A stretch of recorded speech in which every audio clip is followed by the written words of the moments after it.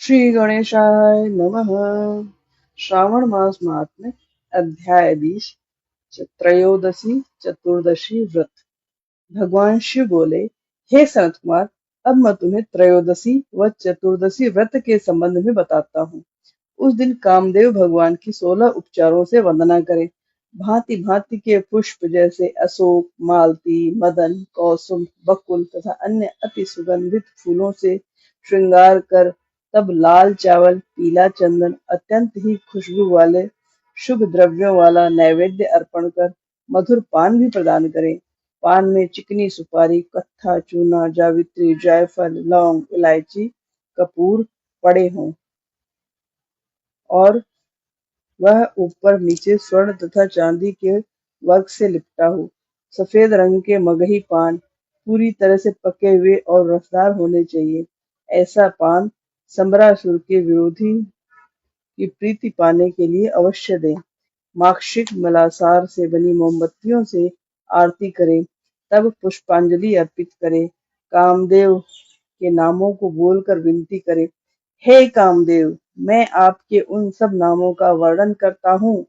सुंदरता, कृष्ण पुत्र प्रद्युम्न, मणिकेतन, कंदर्प, अनंग, मंथन तथा कामात्म संभूत झसकेतु और मनोभव, जिसकी छाती में रति की पत्नी उभरे हुए कठोर उरोजों पर कस्तूरी द्वारा बने पत्रवली के निशान केवल स्पर्श करने से शोभायमान हो जाते हैं। पुष्प धनवन, शंभरारी, कुसुमेशा, रतिपते, मकर ध्वज, पंचेशा, मदन, समर, सुंदर देवों का मनोरथ सिद्ध करने हेतु शिव से भस्मीभूत लेना इस काम की ही दिशा है। कहा जाता है, विजय हेतु आप बसंत मौसम के अनुकूल मदद करते हैं। आपके मनोरंजनार्थ इंद्र देव देवताओं के साथ अहरनिश तत्पर रहते हैं।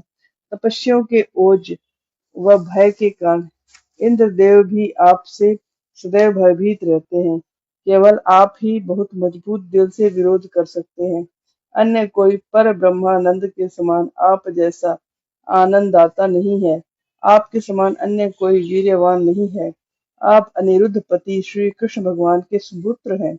आप सुर स्वामी, मलयाचल, संभूत, चंदन और अगरू से सुगंधित हैं। संसार पर विजय पाने के लिए दक्षिण की मलयपूर्ण हवा आपकी सहायता करने वाली है। हे शरद ऋतु के श्रेष्ठ सखा, जगत निर्मात्मा, जगत निर्माता, जगत स्वामी, आपका शस्त्र सर्वोत्तम, अचूक, दूरगामी और किसी भी प्रकार के प्रतिकार से हीन है। वह सर्वोत्तम है, निसीम शोभ का कारण है और स्वतुल्य पदार्थ दर्शन की सिद्धि करने वाला है।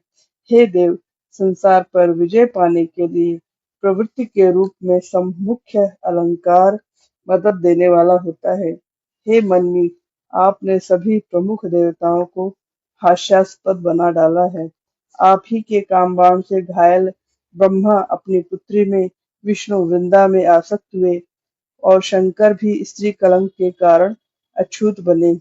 इंद्र गौतम पत्नी अहिल्या में आसक्त हुए बहुत समय तक उससे संसर्ग करते रहे। चंद्रमा ने भी कामबाण से घायल हो बृहस्पति देव की भार्या से बलात्कार और अपहरण किया। उर्वशी ने विश्वामित्र का तप भ्रष्ट किया। यह सब कामदेव के बाण से घायल होने के कारण हुआ। हे पुत्र सनतकुमार, इन लोगों के बारे में ही मुख्यतः कहा गया है, अधिक बोलना ठीक नहीं है। हे बुद्धिमान पुत्र, इस असार संसार में कोई विरला ब्राह्मण ही विजेंद्रिय होगा जो आपके बाण से घायल न हुआ हो। अतः हे प्रभु, इस त्रयोदशी पूजन से आप हर्षित हो। संसारी जीव को आप अत्यधिक वीर्यवान और बलवान बनाते हैं। निवृत्ति राह में लगे निरत प्राणी के काम भाव को हर लेते हैं। एक तो सुंदर नारी, उस पर उसकी कठोर छातियां, नेत्र कमल समान मुख शरद ऋतु के पूर्णमासिक के चंद्रमा के समान अति सुंदर, जांघें केले के समान, गुत गुल्फ वाली, चाल हाथी मदमस्त के समान, योनि जिसकी पीपल के पत्ते के समान हो, गला जिसका बड़े शंख के समान हो, लंबे जफनों से सुशोभित हो, ओष्ठ जिसके बिंब फल समान हो, सुंदर वस्त्राभूषण धारण करने वाली जिसकी श्रोणी बड़ी हो। यदि ऐसी सुंदर नव यौवनाओं का श्रावण मास में त्रयोदशी की पूजा व उनकी रचना की जाए तो ऐसी नारियां संभोग के बाद सुंदर संतान उत्पन्न करती हैं। हे वत्स, अब मैं तुमको उत्तम त्रयोदशी के कार्य बताता हूँ। यदि प्राणी अष्टमी को किया जाने वाला पवित्रारोपण उस दिन न कर पाए तो त्रयोदशी को संपन्न कर ले। भगवान शंकर के लिए चतुर्दशी को ही पवित्रारोपण करना चाहिए। देवी तथा प्रभु के समान ही पवित्रारोपण करना चाहिए। पवित्रारोपण में केवल नाम तथा भेद का अंतर ही रखा जा सकता है। सौगाम, जानाल आदि के अनुसार ही वह सब कुछ मैंने तुम्हें बताया है।